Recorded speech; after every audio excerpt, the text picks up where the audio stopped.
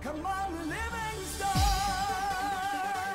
we gotta go on and on and on. Together we can make it. We gotta go on and on and on. Come on, Livingston. Knocks it through. Mullen bursting into the box. Josh Mullen. Together we can make it. Mullen's ball across, it's turned in. It's Pittman who's got it. Livingston leads. Road is long. Can they get the ball back in? O'Brien. The lead! And Livingston have the lead. Man, you score. If we march together. The full-time whistle blows and David Hay celebrates. And the Livingston fans join in exultation. Come on, Livingston. Livingston have the lead against Rangers, and they are certainly rising to a few occasions on their return to the top flight in Scotland. Come on, Livingston. We gotta Hello and welcome back to Talk Livi, the podcast dedicated to everything Livingston Football Club and Scottish football. My name's Andy. Today I'm here with Angus and Ewan to discuss another busy week following the football club. You can listen to this episode and all our other episodes on your preferred podcast streaming site. We are on Apple Podcasts, Spotify and YouTube, plus loads more, so just go and search for Talk Livi. Follow us and subscribe if you can so you won't miss out. Anyway, coming up this week, we're going to take a look back at Saturday's game with Dundee United. A horrible start got worse and worse as it was a day to forget for the Lions. We asked you to send in some questions for Talk Livi Question Time. We'll answer as many as we can later on. And finally, we'll preview next weekend's game as we travel to Paisley, looking to get back to winning ways after back-to-back defeats.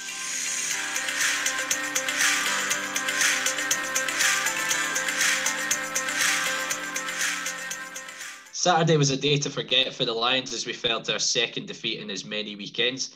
It was our first defeat at the hands of Dundee United this season, with the writing on the wall happening after just 50 seconds. Things didn't get much better for Livy as a double from Lawrence Shanklin was enough to see us fall to a 3-0 defeat. It's pretty safe to say that was a disappointing day at the office, wasn't it, guys?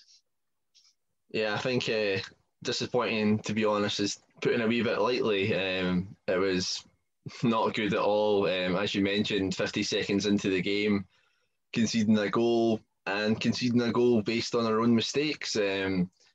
There's no real pressure in most of the instances. I believe we take a throw it back to Striek, just a simple kick up the park, and we put ourselves under a lot of pressure because it doesn't really go much further than about 25 yards up the pitch. Then we have plenty of chances to go and clear the ball. We fail to do so, and then fair play to Dundee United. The ball ends up at Robson and he does really well out in the wing, plays a good ball into Apari who finishes tremendously high in the back of the net. After that kind of start, you're hoping that the lads kind of kickstart the game from there. And to be fair, I do think they did. I think the game was pretty competitive from there. Both teams were looking to play football and get in and score goals.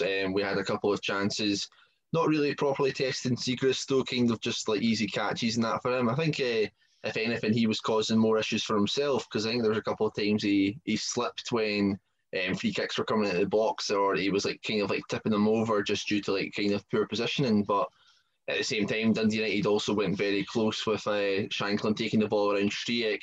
Striek does well to not fully commit to the challenge and bring him down for a penalty, and then Nicky Devlin recovers tremendously well. But yeah, the first of two controversial decisions in this game. We'll get on to another one later on. Peter Pollitt sending off. First of all, coming to you guys about that. What do you think of the sending off? Was it a sending off? Yeah, I mean, you mentioned ours as well. I think the first for Dundee United is not a sending off. I can see why from the referee's angle in real time he might have pulled out the red card and seen something that actually didn't happen. But looking back, obviously we're benefiting on replays and things. Looking back, it's not a red card. It's a yellow card. It's nothing more. I think the referees had a bit of a stinker in the game for both sides, by the way, and the referee's display didn't affect the end result at all. I feel that, in fact, it probably should have benefited us. We played against 10 men for 35 minutes or so, and didn't make it count. We'll obviously come on to our red card a bit later on, but I want to pick on something that you said, Angus. I agree. I think it was a terrible start to the game. It couldn't have been much worse inside a minute going behind, and it really tested the players' characters. And I think, it made it difficult for us on a really heavy pitch after so many games we've played. And again, that's not making excuses. That's just facts. And we looked a tired team. We did look like a tired team. But I have to say, I think the reaction online again to defeat is way over the top. I don't think we were terrible. We did create chances, like you mentioned, Angus. We went behind, and I thought we did kick on a little bit. We did create good opportunities that we didn't take. I think Fitzwater should score for a header. I think Pittman should do a lot better, that he scuffed his shot. If we take one of these chances, we're back in the game, and I don't think the game goes the way it does. Having said that, they go down to 10 men, despite it obviously not being a red card. We need to take advantage, and literally a few minutes later we go 2 behind. I just think we looked nervy at the back, which is something I wouldn't say we've been over the last 14, 15 games. We didn't look comfortable at all. I thought even the goalkeeper, who's been solid, looked nervy every time the ball came near him. And obviously the big thing was Robbo going off as well. That really affected us. I think, Jet came on and done his best, but I think we'll all admit that he's just not the same type of player as Robbo. And I think Davey mentioned that the game plan went totally out the window. It was a frustrating game. Looking at the stats, we've had over 60% possession. We've had 9 shots on target, albeit none of them really were a test for the goalkeeper. But chances were created. We never took them. Defensively, we were, for want of a better phrase, a shambles. I feel defensively in the game, which again I don't use lightly because we've not been that way for a number of games now. But yeah, dead frustrating because I don't rate Dundee United at all, and I've said that all season. Kind of touch on what you're saying, Andy. I think we did create ample opportunities in the game, and I think Davey kind of touched on that after as well. As you say, 9 efforts on target, but before we started recording, with St Angus, we didn't really properly test Siegrist. I think it was a lot, everything was straight at him. It was very comfortable. The Fitzwater chance you touched on just after they went 1-0 up, for me that's a sitter. He has to put that either side of the keeper. It's an excellent chance. But the first goal is just, it's a catalogue error, as you said. Stryjek's clearance is poor, and then there's 3 or 4 opportunities to clear the ball after that. The sending off, I can see why the referee's given it. I think Paulett is over the ball and it's a straight leg. Would you say he's gone in with excessive force? No. I would have said it was kind of that yellow border and amber, but I can see why the ref's given a red card. And then the second goal, for me, Nicky Devlin's at fault for the second goal. I think Jets played the ball, squared the ball across the park. Devlin, for me, is the person that's naturally running onto the ball, and he just goes and runs beyond it, thinking of the next move, and he leaves Jason Holt in a shocker of a position to try and recover the ball. And then, Shankland tucks it away, and chasing the game in the second half again. I don't think we made enough of some of Josh's deliveries, especially in the first 45 minutes. There was a couple of crosses which were just begging for someone to throw themselves at and get something on it.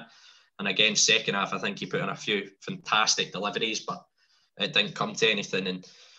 But the thing that really worried me is, we talked about how Dundee United aren't creative, and tell you what, Dundee United made me look like a right dick after the preview last week. But it just showed all they had to do was just knock the ball in behind us, and we looked terrified yesterday defended, to be honest. As soon as the ball went in behind us, and they looked like they could score at every opportunity. I think we've all been kind of critical of Shankland, but I think he tore us absolutely ragged yesterday, and his goal he's taken really well. But for me, again, it's just a catalogue of errors. It's a poor header by Guthrie. Devlin's then got beat to the ball. Josh has got turned too easy in the box, and it's a very good finish. But again, it's just a catalogue of really uncharacteristic errors creeping back in over the last couple of games for me. And to be honest, when yes, we created ample opportunities and we could have got ourselves back in the game. Jets one probably being the most criminal, where Sibbald's cut the ball back to them, but there was too many players off it. I think 4 of our back 5 were well below average. I think the only one really with pass marks out of them was Serrano, and that was more for kind of going forward. I thought Josh had a decent enough game. He could have had 3 or 4 assists on a different day. Jason Holt, haven't seen Holt give the ball away as often as he did yesterday, as I haven't seen him all season. He normally retains the ball really well. So it was just, I kind of touched that after the St Johnstone game. If you've got, as many players as we did yesterday having an off day, you're not going to win games of football in this division. And we got what we deserved for the defensive performance yesterday. Yeah, I think I'm probably a wee bit more negative towards the kind of performance yesterday. I don't think we really did much at all to kind of properly threaten Dundee United. In all honesty, it seems to echo quite a lot of the game that we won 3-0 at Hibs. The fact that their defensive mistakes kind of allowed for kind of easy, simple goals to go in, and then you're kind of chasing a game. And whenever you make that many mistakes in a game, you can't have any qualms about getting beaten. We were well beaten on the day because Dundee United, they basically were clinical and they defended well. So we've got to take that one on the chin. Yeah, and as you say, the amount of players that we had who were underperforming, I thought Scott Pittman yesterday was really far off it. Not his usual self, a lot of heavy touches or letting the ball go under his foot. Perhaps it's one of the players you kind of mentioned looks tired. Also, him coming off like very early in the game possibly could allude to that. But yeah, it's a very, very sore one to take. As you said, Dundee United this season, they haven't been known for kind of being that kind of a threatening team. It'll be interesting to know how many times they've actually scored 3 or more goals this season. I can't imagine it's that many times. I think that's the first time, Angus, actually. That's the first time they scored 3 goals in a game this season. Yeah, I think that just shows you, because it was only a couple of weeks ago that they got beat 5-1 at St Mirren, off of St Mirren at Tannadice. So I think that, and also the recent run of form makes it quite a sore one to take. But yeah, this thing happens for a club like us, in all honesty, and we just have to take it on, Gin, and move on to Saturday next week. We've been excellent for 14 games. So we were poor. We were poor against St Johnstone, and we won the great against Dundee United. What do you think's happened over the last couple of weeks? Is it just the fact that the games have caught up with us? I think that's something like 16 games and 30 odd days, 40 odd days, or whatever it is. Do you think it's a fact that tiredness is kicking in, or the other one that I'll put to you is there's a cup final on the horizon. I'm not questioning the commitment at all, because it's the last thing that Livingston Football Club are all about in terms of commitment. But do you think that maybe a couple of players have got that cup final in the back of their mind, and that they're maybe not going in for these 50-50 tackles that they would have done over the 14 games prior? It's quite a difficult one to talk about, to be fair, because as you said, with our team, you wouldn't ever expect that from any of our players. Possibly the games kind of catching up on our side could be an issue. We did have the benefit of our game being postponed midweek, so that would have given them extra rest period. But also at the same time, with the extreme kind of snowfall and stuff like that, how much has that impacted training and that? Have they been able to fully kind of prepare for a game like this? In all honesty, we've got no idea of what kind of happened and everything like that. It might just be a sudden blip that just kind of teams go through, just kind of a wee bad patch. Hopefully that it does start to clear up. But yeah, it does seem quite odd to go from the highs of that performance against Aberdeen. I think I've said it was the best away performance that we've had this season, or one of the best performances we've had overall, to going from arguably our worst one. So yeah, it's a difficult one to try and quantify. The best people who will know will be the players and Davey himself, and hopefully in this coming week they'll put those things to right.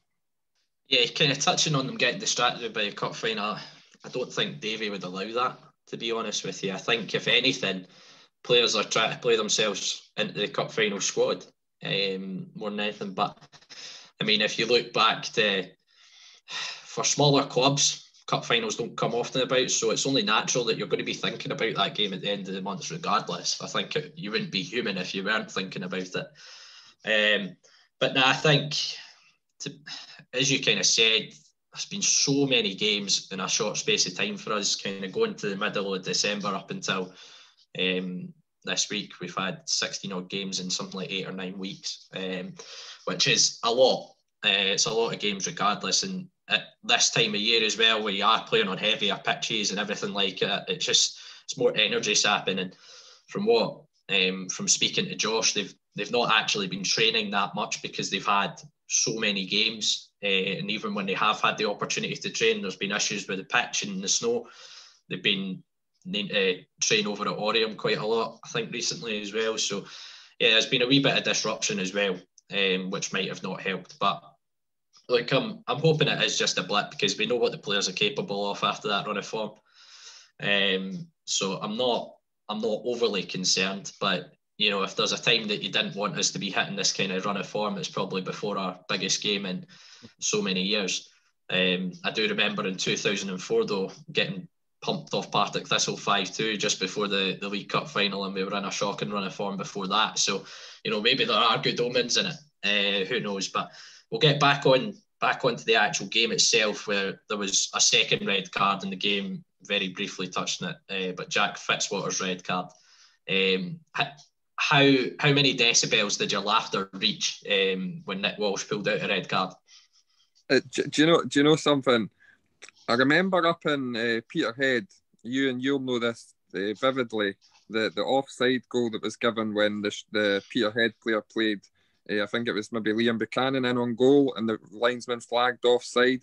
That was one of the worst decisions I've ever seen. It still is. But this one against Dundee United was laughably. It was honestly so funny. It was the last thing I expected was for him to pull out a red card in that scenario.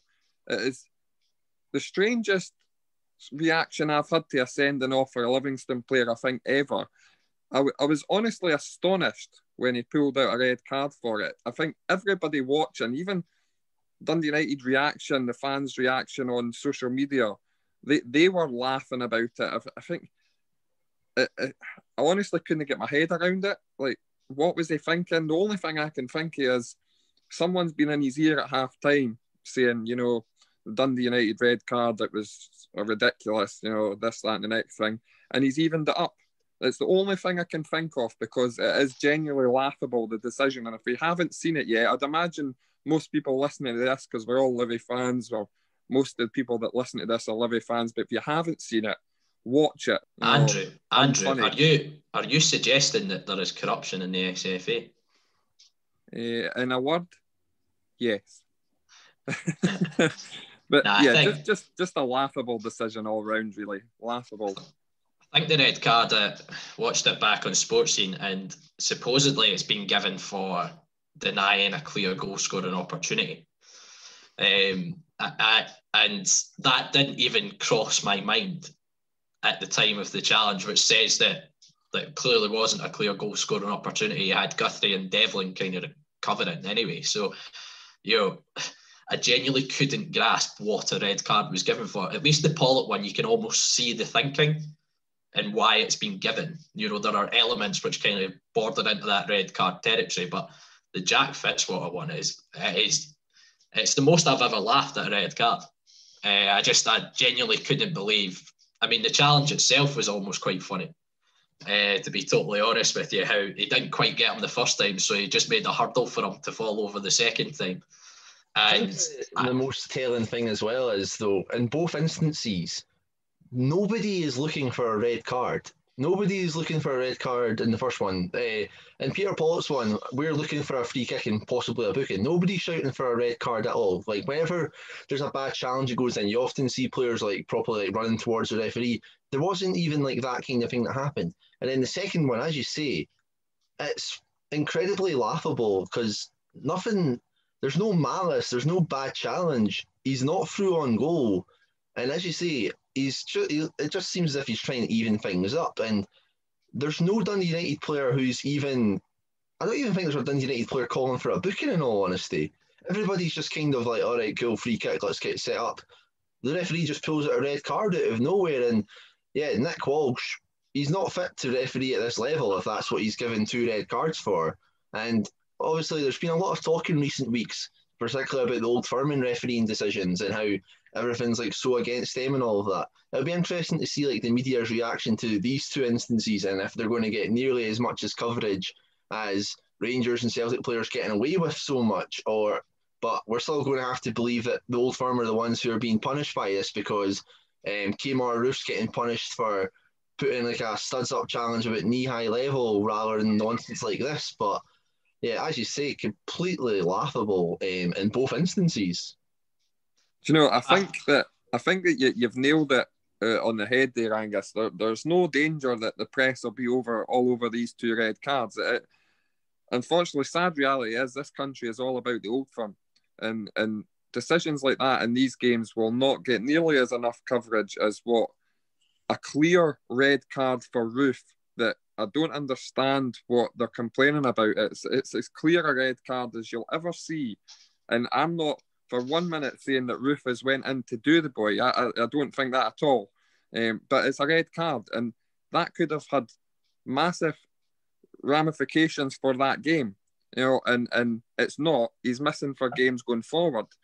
So I absolutely agree. But the two red cards, I have no doubt at all that if the clubs appeal these red cards, that they'll be rescinded. And what does that say about the referee, Nick Walsh, in this game?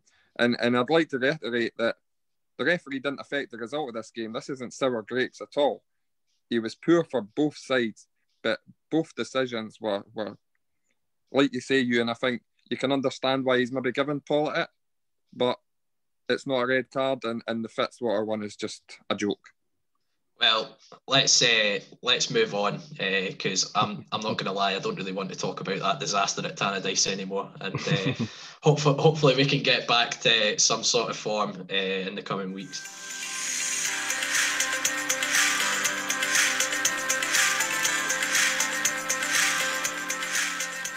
It's the return of Talk Livi Question Time this week, as we ask you to get in touch with questions for us.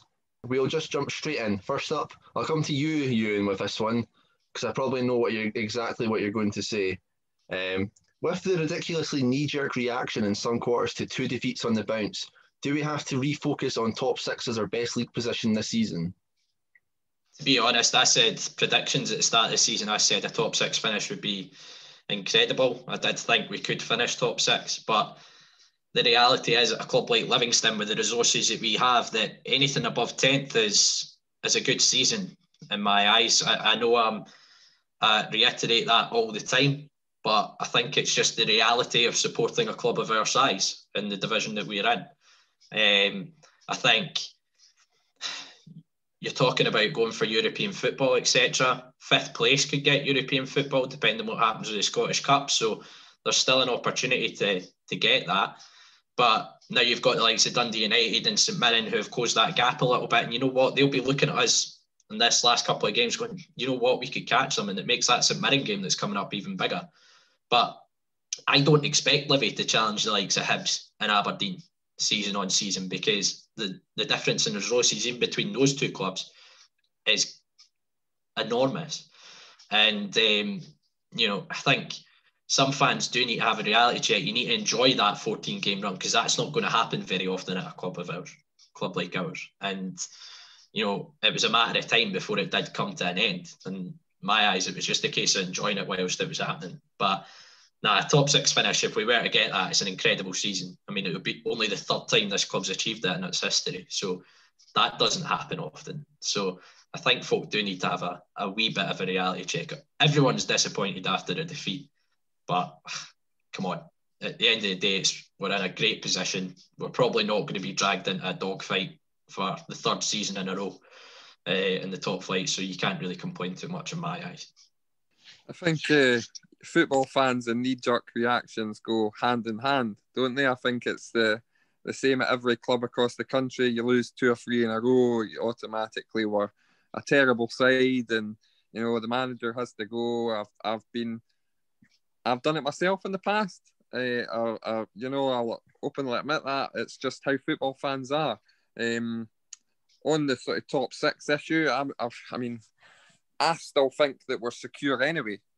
Top 6. I was looking at the fixtures this morning. I'm not I don't think Dundee United will catch us. Looking at their fixtures, they've got 4 fixtures left. I think Rangers, Celtic, Aberdeen are 3 out of 4. So I'm not convinced. I think the ones to maybe look out for are, St Johnstone, who are at this moment in time playing Celtic, but their fixtures are pretty good. And St Mirren have got some decent fixtures coming up. But I'm not convinced that they'll catch up to us before the split. So I'm pretty confident that we'll be top 6 this season, which is a fantastic achievement. And at the start of the season, we all predicted top 6, and some people, some quarters laughed at Livingston fans for suggesting that. And okay, we've went 14 games unbeaten. We're going through a bit of I say we're going through a bit of a bad patch. We've lost 2 games. I mean, it's hardly a disastrous run. I think if that goes into 4, 5, 6 games, then you're starting to get concerned. But I agree with you, Ewan. I think St Mirren next week is a massive, massive game. If we come away from that without losing the game, I think that cements our place. But I already think we're there, and I think it's a fantastic achievement for the club. As you say, only the 3rd time we'll have done it. The last 2 seasons.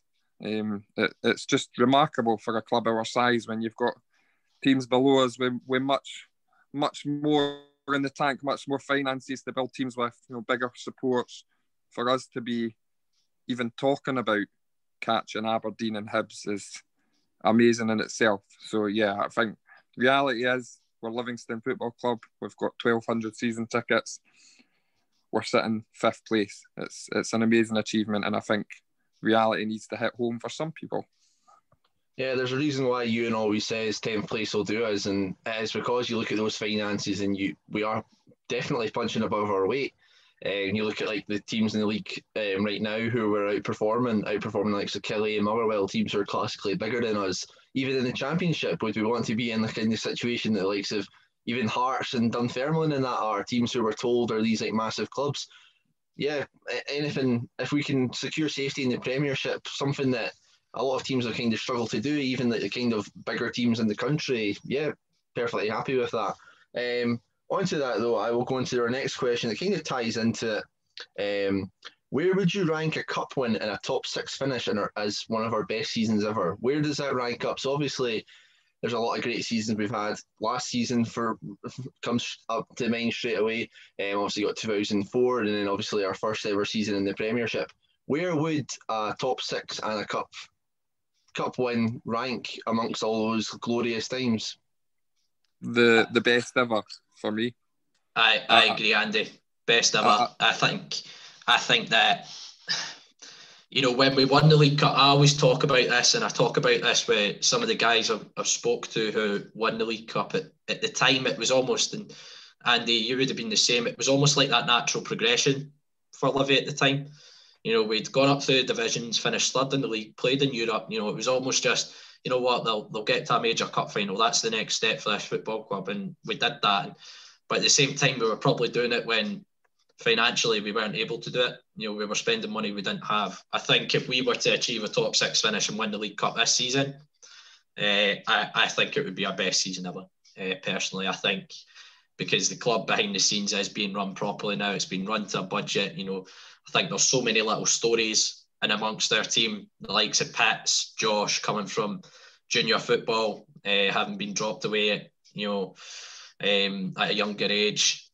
Scott Robinson falling out of full-time football, going to part-time, coming back in. The obvious one being Davy Martindale, his story as well. So I just think, for me, yeah, it would be our best season in our history. Yeah, nail on the head, Ewan. I think you've called it exactly how I see it. Even looking back at the 2004 season, I don't think our league performance was brilliant, and we had some standout players back then. Whereas just now, I wouldn't say we have that star player in our team. We just have a group of players who put everything into their football every week and make you proud to support the club. And you nailed it as well in terms of finances. Back then we were getting 4,000, 5,000, 6,000 home fans in the ground. You're lucky if we're getting 1,200. when obviously we were able to go to games. So to do what we are doing with that fan base and the finances that we have, and still to create a side that we have just now that is top six, beating bigger sides, and are now playing in a cup final, fingers crossed we go on and win it. It's an easy answer for me. Best ever. Yeah, I would have to agree with you guys. Obviously, kind of talked about kind of like finances in the last the last question, but it basically translate here as well. I think something that even adds more to it is the fact that we finished fifth last season with the league being called. That kind of consistency for a team like us in the top half of the league is something we've never experienced before, and in all honesty, might never experience again with other teams coming up. So yeah, we've got to enjoy it whilst we can, and yeah, hopefully at the end of this month and then by the end of the season, we've got two things to celebrate. Sorry, I just wanted to jump in as well. I think the other thing that I forgot to say is back then we had a massive staff turnover. You know, the club was run with God knows how many staff in the building. You know, you look at us now, you're lucky if we have, 3 or 4 people running the whole club. I think that in itself is just amazing for where we are now, to have these people so dedicated to running the club. A Premiership top 6 club, let's not forget, because we are that now. We finished there last season, we're there just now, and we have 4 or 5 people running the show week in, week out, making sure everything's spot on week in, week out. I think they've got to be applauded as well. Yeah, definitely. The setup has been tremendous in the last couple of years, and it's been instrumental to our kind of rise. And yeah, long may it continue, Andy. Talking about the kind of like finances and the kind of like small kind of backroom staff, as well as the kind of like core supporting that. If we're still in lockdown or under restrictions, how do you think season ticket sales will go next season? And financially, how bad do you think the impact on us will be? I think one thing we've had every week when Livi have announced their home pay-per-view is away fans commenting on the price of said pay-per-view at £20. And me and Andy have taken it in shifts with some degrees of Scottish football supporters. Aberdeen definitely the angriest of all, and which was even worse because the game got called off twice as well, so we had to do it 3 times. But I think what Livi have done really smart there is they've not shafted their season ticket holders. They have, they've priced it so that the season ticket is value for money. So see, when it comes to the end of the season, when it does come to season ticket renewals, I'd like to think some of our supporters will appreciate that. Whilst you look at clubs like Aberdeen, Dundee United, St Mirren, their pay-per-views have been £12, £13, and the average price of their ticket's like £19, £20. It's not value for money, is it? So, you'd think that maybe some of these clubs might see a massive drop in their season tickets because folk will go, well, that was a waste of money for me last year. Whilst with Livi, at least you can say, you know what, the value for money was season tickets. But it's an ever-changing environment, isn't it, COVID? And who knows? It's such a difficult one to answer because we don't know when vaccines are going to get rolled out. I'm not a government official. I'm not Jason Leach, so I'm not clued up on it. And to be honest, I've stopped watching the news because I find it so utterly depressing. And I can't be bothered watching Nicola Sturgeon repeat figures every day because it is just mind-numbing now after almost a year. So, yeah, it's a difficult one to predict, but I'm sure it's not going to help. I think in terms of like our team, as you said, the kind of fans that we have, I think we've got kind of like that dedicated support that will kind of commit regardless. We're not having to, we don't usually attract an awful lot more people coming in. Perhaps another top 6 finish would maybe increase that, but in all honesty, we are kind of talking about the same kind of core supporters doing it every season. I think possibly, hopefully by the time August, September comes around, a large portion of like the kind of population will have been vaccinated, even if that is just kind of people above like the age of like 55 or that. I think that would then possibly open the door to getting fans into like seats or into stadiums for next season. And as you said, how we've only got probably about like 1,200 kind of like season ticket holders. If we were kind of looking at that and they're like they introduce like fans can come in with like social distancing, our stadium's big enough to kind of do so with the amount of people that we have. You could put one person every like 3 seats or whatever and kind of get away with that. So I would like to think that that kind of incentive of like, right, thank you for helping us last season, it's much appreciated. You got like your kind of value, you got given quality for it essentially. Here's kind of like you're guaranteed to be like one of the first into the door as soon as we can. And with the kind of the way the vaccines seem to be going, hopefully by possibly even like October time or that, we could see a reintroduction of fans into stadiums. So I think actually in that regard, we're probably in like possibly in a better case, because you look at a lot of teams in the country, Celtic, Rangers, there's no way they're going to be able to like kind of social distance their fans in their stadiums, as there's just too many of them. Even Hibs and Aberdeen, Hearts and stuff like that. So I think teams like us were kind of used to kind of budgeting and kind of preparing for the worst, kind of making sure that we're got plenty of money stored away just in case of like a bad thing that kind of happens. And as we've touched before, like we've kind of got like a sensible kind of group of staff who know what they're doing. So with that, I'm confident that it won't affect us too much and we can continue to go on as we have the last couple of seasons. I'd love a socially distanced seat, because it means I actually get some space to breathe at a home game, because I sit next to Andrew Semple and Jesus Christ, it's a tight squeeze into my seat, the amount of room he takes up. Yeah, anyway, thanks for that, Ewan. No, listen, you have nailed it again. There's not much else for me to add other than the fact that I think that we are in a fortunate position that we didn't offer any incentives to our fans at the beginning of the season. You know, I fear for the likes of Motherwell and Hearts, who said that, you know, you'll guarantee yourself games with this season ticket.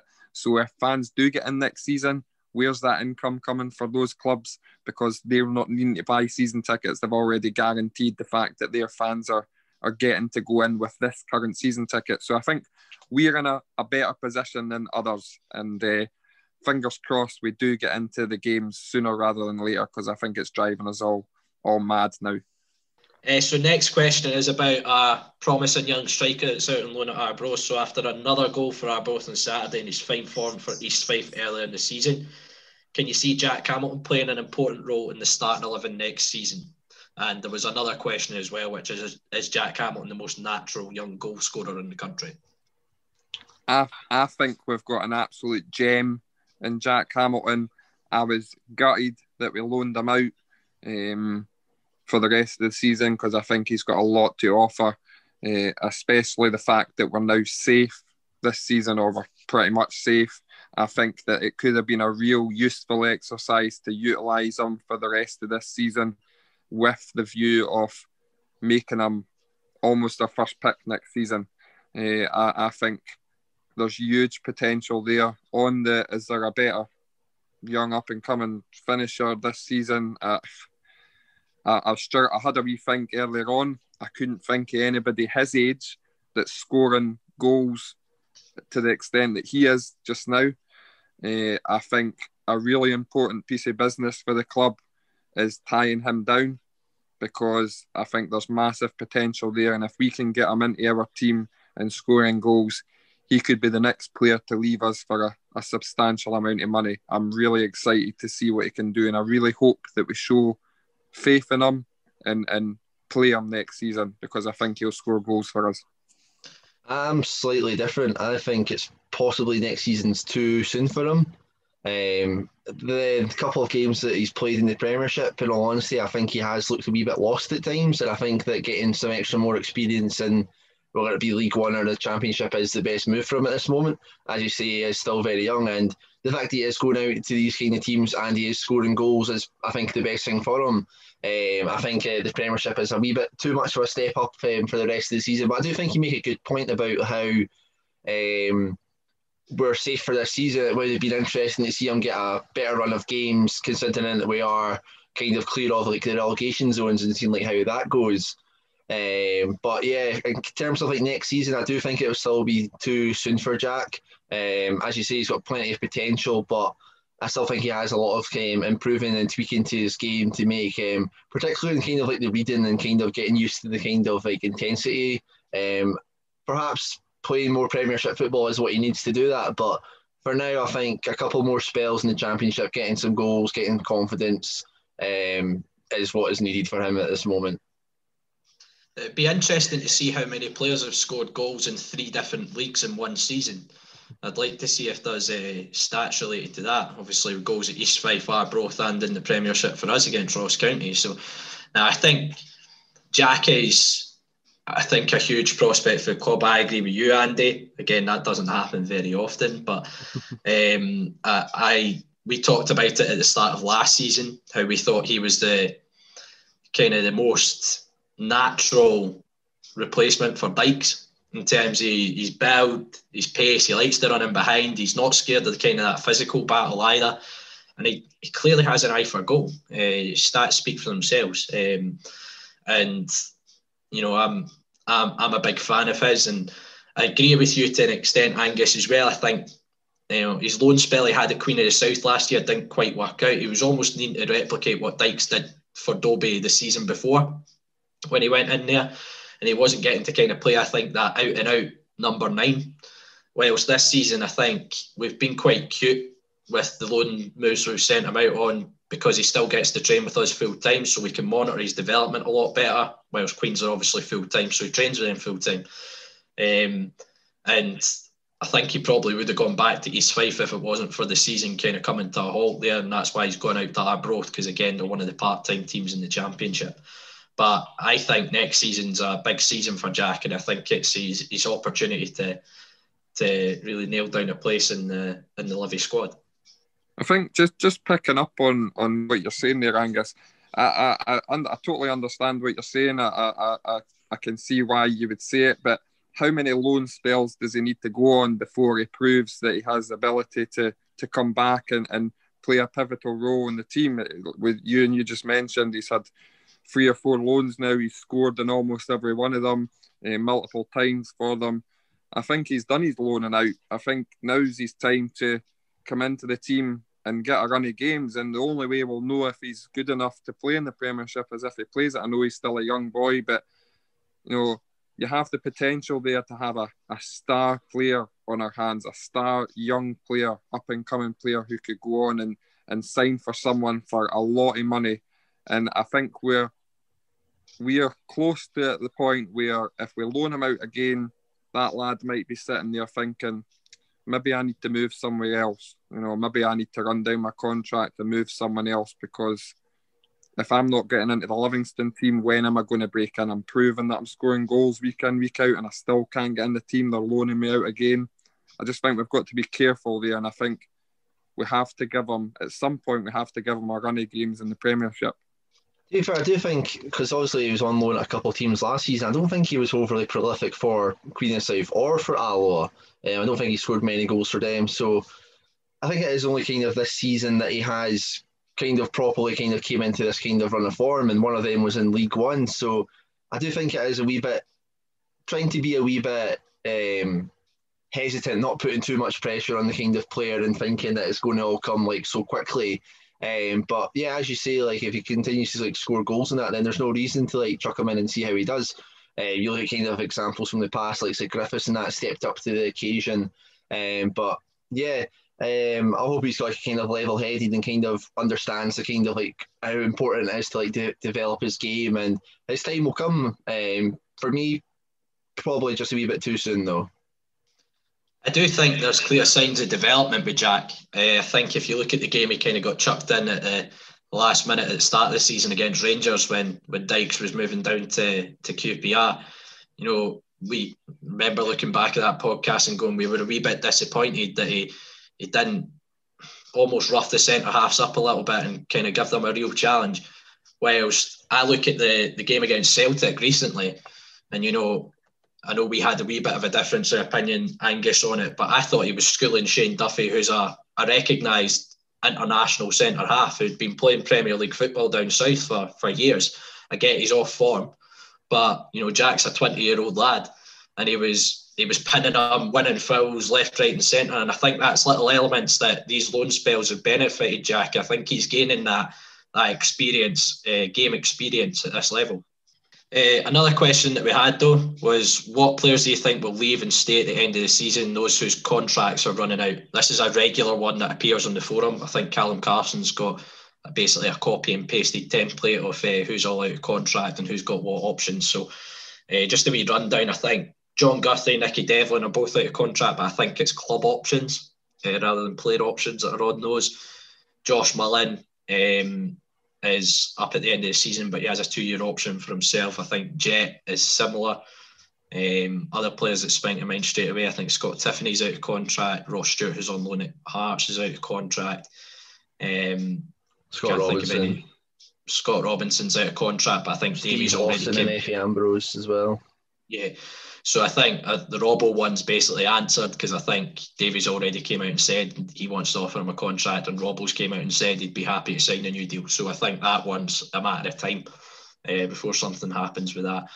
But yeah, for me, I think Guthrie's one that is, I think we're in control of it because I think we have the option. But if you were Hibs, for example, I think a club like Hibs should look at Guthrie personally.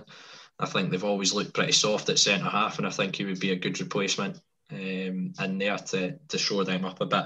I think clubs will sniff in about him. I'm sure clubs will probably sniff in about Robbo regardless of what we offer him as well. And I think Devlin will probably stay around as well. But, you know, there's a few players there that I'm sure Effie's probably on quite a big wage. He could possibly get another move elsewhere. Steve Lawson, he's not playing every week, so does he want to maybe go out and play more regular football? You know, but I do think there's a few players that maybe haven't quite taken the opportunity, and it'll be their time to kind of move on. Tiffs, he's one I've really wanted to do well at Livi. We sponsored him last year, and I think when he came into the team early in the season, when he played up top himself, I think he did really well, and he showed what he's capable of. But I think he's been quite unlucky, to be honest, Tiffs, with a few injuries here and there, and it's not quite worked out for him. I think he's a player that will probably move on, and I'd wish him the best of luck as well. I think he is a player that still has a lot of potential. But yeah, I think we're in control, and I think that's something the club's done really well, especially after we lost the likes of Gallagher and Halkett at the same time. I think we've always kind of put ourselves in the position that we're in control of players' contracts a little bit more. So I'm not too worried, to be honest. Obviously, you talked about like how Devlin and Guthrie, the situations regarding them seems to be in our favour. How you talked about like the fact that Robinson and Josh Mullen seem to have like the kind of options as well. I think those kind of 4 players, for most fans, everybody would probably agree that if we can get them tied down, it's great. Talking about Effie Ambrose, he's doing part of like the reserve coaching and that. I know the reserves isn't really going on. Maybe that's like an incentive for him to kind of stay. Obviously, he's kind of close to like Marvin Bartley. Perhaps that could be like the kind of thing that keeps him on for like another season, perhaps. Steve, I think he will move on. I think obviously, was it last season or 2 seasons ago? I think he was trying to look for a move away before he signed a new contract. I think now with him not kind of getting like a kind of starting role in the team, kind of being shifted out of position, I think he probably will look to leave. J. Emmanuel Thomas is an interesting one because obviously he has a contract up at the end of the season. The way that David Martindale spoke about him, how he said about how if you can get him going, that he could be one of the league's best strikers. With comments like that, it makes me feel as if Davey has like the full intentions of keeping him on. Looking at some of the faces in this chat right now, I don't think some people agree with that, but I guess we'll see how that goes. But yeah, I think it's a much better looking situation than many other seasons prior. One player though who I would like to pose the questions to you about possibly leaving. I don't know if this is just kind of reading too much into a situation. He's not a player who's out of contract, but Alan Forrest in recent weeks hasn't featured an awful lot. Obviously, yesterday he never came on at all. There's been quite a few instances where Alan Forrest hasn't came off the bench, and a lot of times where he's kind of been the first player kind of subbed off. Is there kind of like a thing coming where Forrest isn't kind of fitting into our plans? And if that's the case, would we be smart to kind of move him on whilst we can for possibly a fee rather than wait until the end of next season where his contract runs up? On Alan Forrest, it is an interesting one. But I think we are notorious in terms of in the past we've signed players that maybe haven't quite bedded in. Lawson is one, for example, who came in, didn't quite start his Livingston career terrifically well, but we've kind of bedded him in, got him up to speed, and he's been a player that's came on and done well when he's played. I think Forrest's a strange one because I think at the start of the season you could argue that he was probably heading for a Player of the Year.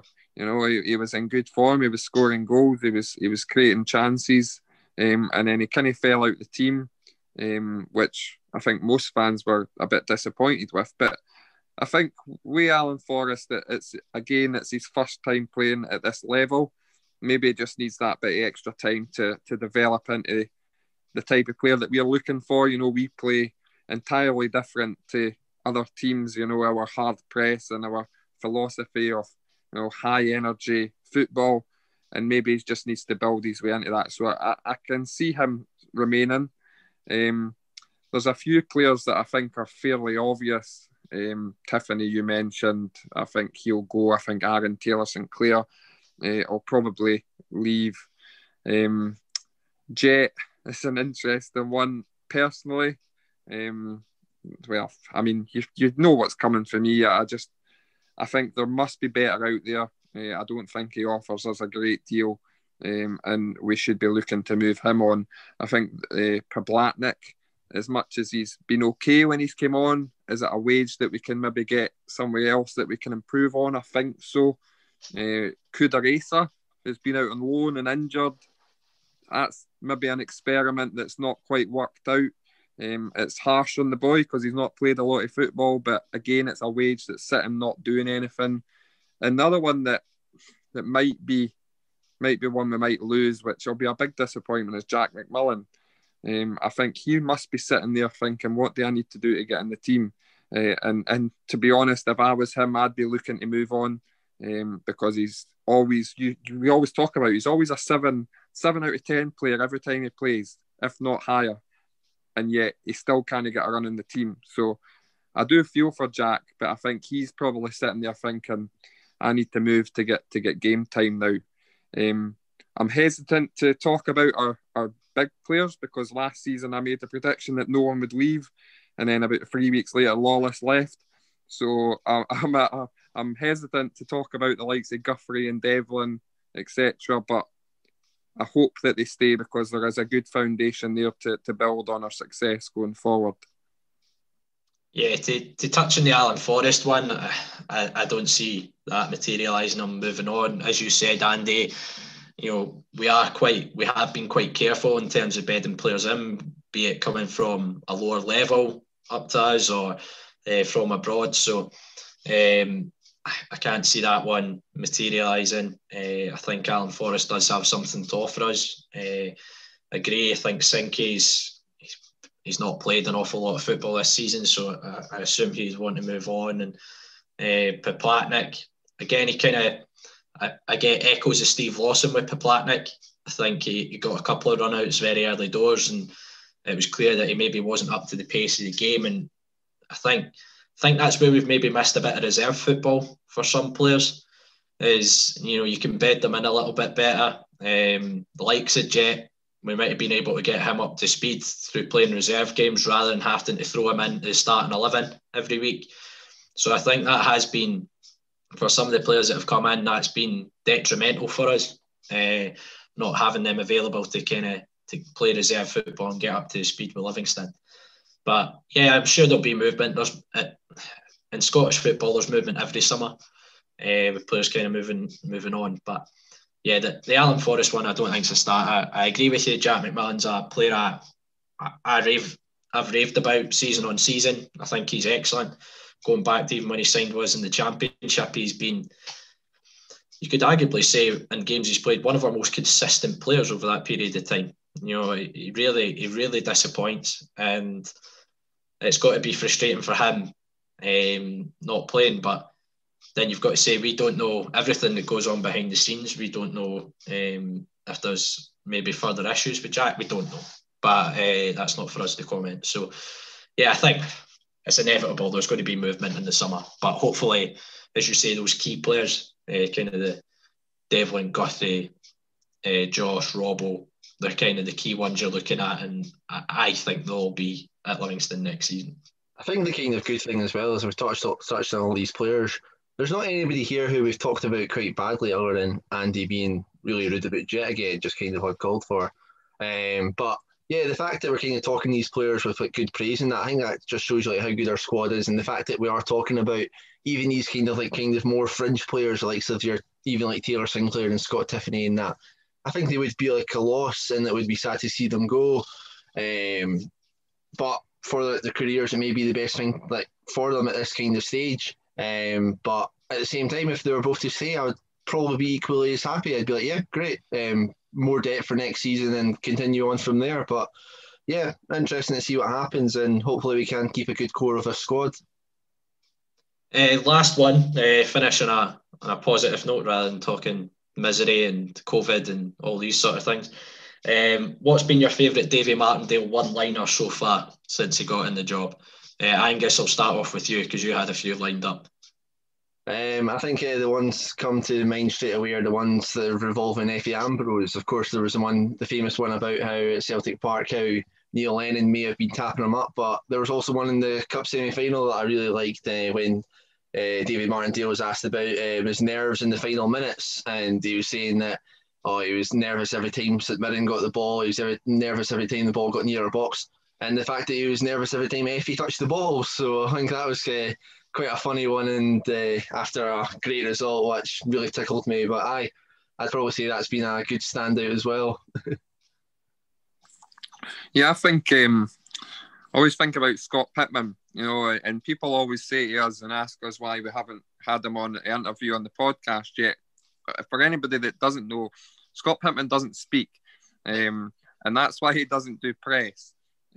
And I think the David Martindale commenting that if we sent him, if he was the type of boy that wants to go up to the shopping centre and put a fake moustache on so that no one sees who he is, coming into training, and Davey will say, how you doing, Pitts?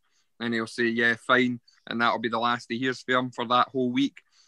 So, I think there's a few Davy Martindale one-liners. You talk about Pitt's eyes. He's a shy lad. I remember one of the first podcasts we went into doing, I think there'd been a controversial Man United penalty the night before, and we were just asking some of the players as they were coming past, and Pitts was terrified. He was absolutely terrified when we asked him a question. But then again, I've had some couple of absolute belting one-liners at Player of the Years from Scott Pittman, so he can be on form at times, but he is a shy lad, but he does his talking on the pitch in my eyes.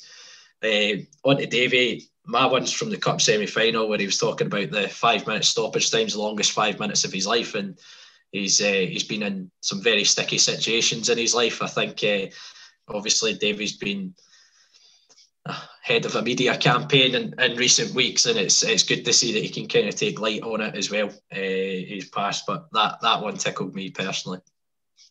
Yeah, no, I think there is a few one-liners for Davey. I think he's been a breath of fresh air in his press. I think it goes without saying, that everybody that talks about Davey on social media, well, not everybody, but 99% of people have found him really refreshing in his press conferences, and honest and open when he talks, and there is that bit of humour and the one-liners there as well, which makes him a little bit more infectious a character. So yeah, he's definitely a good chat, and I think you'll see that the press are lapping it up, But lots of questions there. It's always a good sort of feature we do when we ask you guys to send in questions, and hopefully you've enjoyed us answering them. Some challenging questions, some interesting questions. I hope we got our opinions across well, and thanks for sending them in.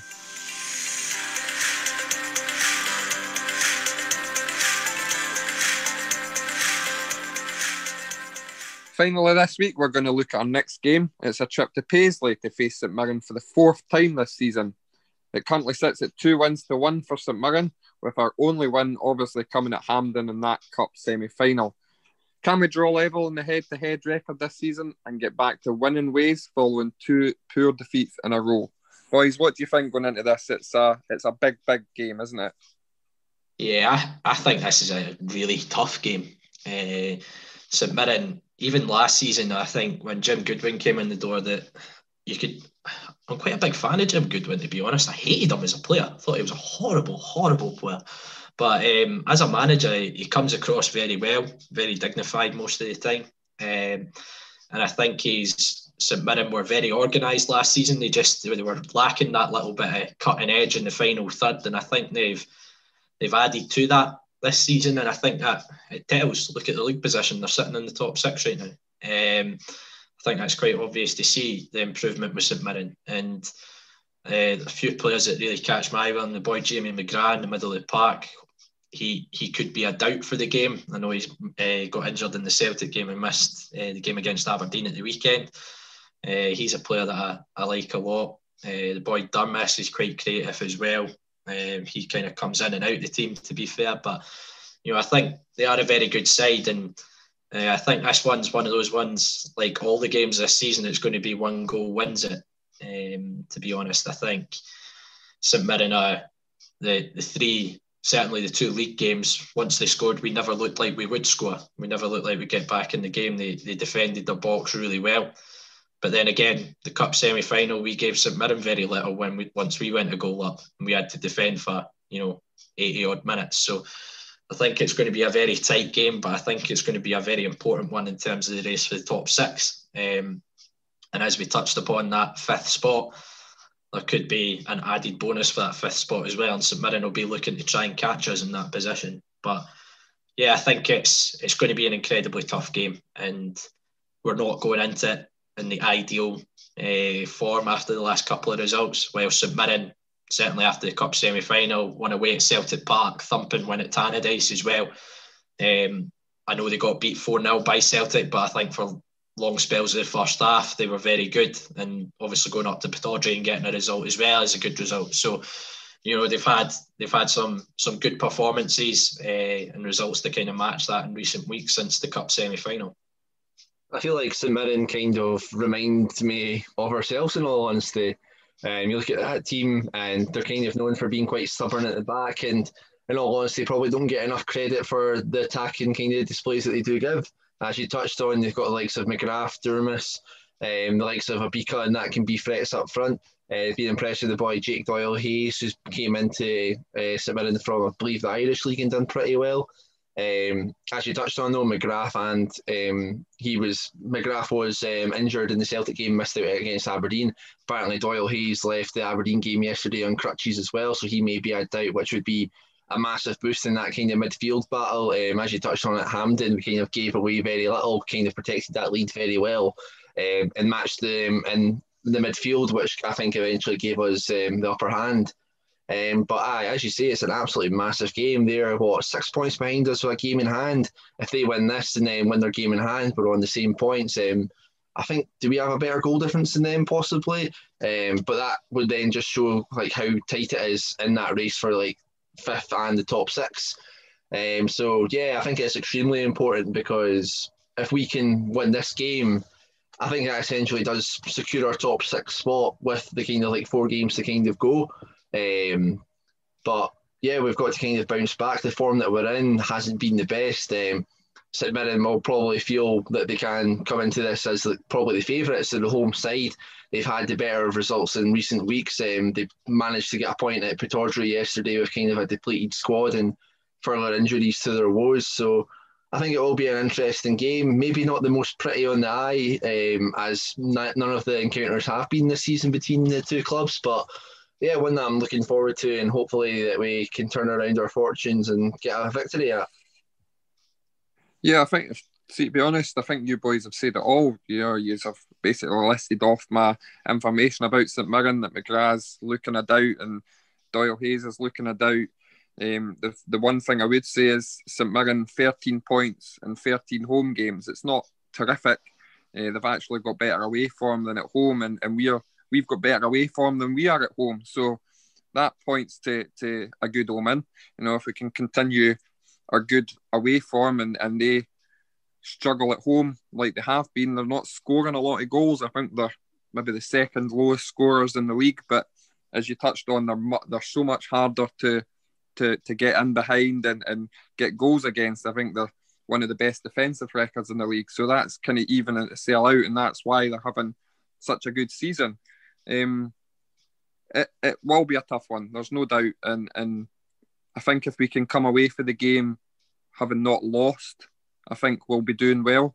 If we can stop that run of defeats, a draw would be a terrific result. It keeps that gap. I think St Mirren as well, they've got a midweek game coming up. I think they're playing Hamilton, who are all of a sudden doing Hamilton things again and starting to cause other teams headaches. So who knows how that game goes. If Hamilton can somehow pull off another good result against St Mirren, that eases the pressure slightly for us. But I think it is important we come away with this without defeat, especially with the following week being the cup final. I think that would be difficult to go into on the back of 3 defeats in a row. So it is a massive, massive game. Just quickly before we go on to predictions, what do we think on starting 11 for this game? There's a few decisions to be made. We've looked tired and jaded, as we touched on. Couple of injuries potentially. Robinson's a major doubt, which is a big blow. What are we thinking in terms of lineups for this? I think if you're looking at that kind of performance that we had yesterday, I think you're looking at most of the team and thinking you could be dropped and you'd have no qualms about it, in all honesty. Obviously, with Robinson's injury, it puts who's going to start up front. That'll be the main question that's put to the team. Do we start with Jet against the likes of St Mirren, kind of go for that physical battle? I probably wouldn't. I would probably lean towards more Platinic if we're to go for somebody who's going to be much more of a like-for-like replacement with Robinson. But yeah, in all honesty, I would like to see Alan Forrest come in. I think he'll be somebody, based on recent weeks, how we touched about it, he's not featured an awful lot. Hopefully this is the kind of game that he'd be like, right, I'm going to show you why I should be playing, why I should be the next player to come on. Obviously we've not been the absolute best in recent weeks, and that possibly some players do need to be rotated, possibly even Pittman, possibly shifting him out, getting a natural winger out wide, and maybe putting Sybil in behind the striker might be a good option. But yeah, something that might also come into play is what happens with Jack Fitzwater's ban. Does that then lead the way for Effie Ambrose to come back in, or do you think Martindale would stick with Fitzwater if he's available again? I think Effie comes back in, personally. I think Effie, I know Andy gives you a heart attack every now and then, which is no hard considering your health. But I do think Effie just edges Jack just now, personally, in the terms of starting 11. I think Jack's certainly got a lot of potential. But I think Effie just now is probably with Guthrie our best centre-half pairing. I think I agree with you. I'd like to see Forrest feature. I'd like to see him get a run and see what he can do. But yeah, as we've touched on it most weeks, we've got a really good squad, so there's plenty of options there. And let's be honest, it's the last game before a cup final, so folk are going to want to get into that team to impress to get a starting slot at Hampden. Well, that was going to be my next question. It's a massive, massive league game, but also, Davies on record and saying, we've got 38 league games. There's only one cup final. Do we rest players here, or not so much rest players, but switch it about again and maybe take out a couple of players that might struggle? Bartley, another player that could come out, and I personally think Sybil's better through the middle, rather than out wide left where he's been playing recently. So where do you see that? Do you see us resting a couple of players? Not for me, because there's a week before the game, just over a week before the game. I think you've got plenty of recovery time, personally, and you've got a week this week as well. So, I don't see too many changes as such. I think the only one would be if Robinson is past fit, that you probably would end up not risking him at all, just to be on the precautious side. But yeah, I guess you'd make sense with that kind of. There is plenty of time. Just as like a normal week, you can't really rest that much for. And I don't think the players would kind of want to kind of be rested for a game that is a week away, in all honesty. So we'll quickly do predictions then for this one. Ewan, we'll start off with you. So what do you think for this? I'm not confident at all, to be honest. 1-0 St Mirren. I'm going to be really pessimistic. It's very unlike me. Andy looks absolutely gobsmacked that I predicted us to get beat. But I just, last couple of games have worried me a bit. 1-0 St Mirren. I think that's the first this season outside Rangers and Celtic you've predicted us to get beat, to be honest. I even predicted a draw against Rangers in the first game as well. So, Angus, what do you think? Like you, I am a wee bit pessimistic, but I'm going to go for a 1-1 draw. I think we'll both cancel each other out, but I think I could see us scoring and probably them, so I think 1-1 would be a fair reflection. Yeah, and I'm going to go a draw as well, but I'm going to go goalless. I'm going to go a really miserable game, but happy to take a point. 0-0 on this one. Big game. If we can come away for Paisley undefeated, then we'll be doing well, and let's hope we can bounce back after two pretty miserable defeats.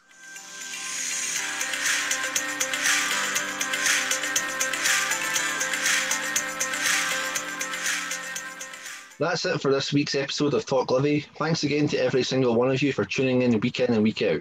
If you can, we'd love to hear your feedback. Either leave us a review on iTunes or simply message us on Twitter, Facebook or Instagram. As Angus said, we are on Facebook, Twitter and Instagram. Search Talk Livi to find us. You'll find all the links to our weekly episodes on there as well. You can also find all our episodes, including this one, on all good podcast streaming sites, including iTunes and Spotify. We're also on YouTube, so don't forget to subscribe to the channel. If none of those options suit you, all you have to do is head to our website, talklivipodcast.libsyn.com, where you'll find every single episode we've done over the last few years. So that's it for this week. Thanks again for tuning in. Don't forget to tune in next week, where we'll be joined by two very special guests, former Livi and League Cup final legends from 2004, who will help us preview this year's final with St Johnstone. But for now, from you and Angus and myself, we hope you have a great week, and we hope you thoroughly enjoy following Lothian's best football side.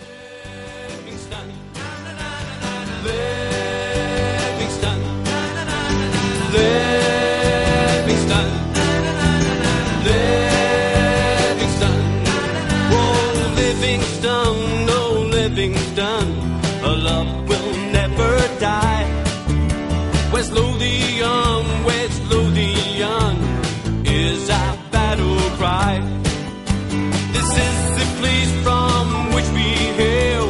Livingston, oh Livingston, it's up to Amberville.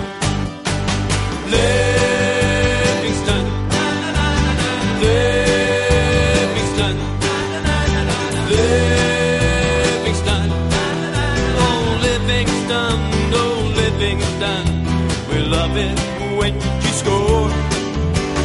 Livingston, oh Livingston, the Amberville Lions roar. Livingston, oh Livingston, we realize our vision. Livingston, oh Livingston, into the Premier Division.